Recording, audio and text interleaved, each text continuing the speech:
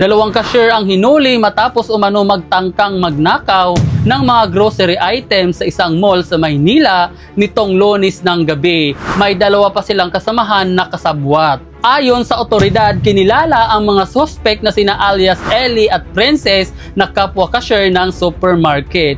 Itinataya naman na nasa mahigit 36,000 pesos ang halaga ng kanilang mga pinuslit na mga grocery items. Nangyari ito isa sa mga grocery kung saan sa Ermita. Ayon ito sa Metro Manila Police. At ang mga kasabwat umano ay sina alias Rins at isang 15 years old na babae. Napansin ito ng isang security guard ang kahina-hinalang kilos ni Rins at ang minor de edad na babae na naglalagay ng samut-saring grocery sa basket 7:20 ng gabi. Kagad umano silang nagtungo sa cashier lane kung saan naka-duty ang dalawang cashier na suspect. Sa pagmamanman ng security guard, napansin niya na nilalagay kaagad ang grocery item sa plastic bag na hindi pa ito ini-scan. Nang tangkain na lumabas sa supermarket, hinarang sila sa exit at hinanapan ito ng resibo.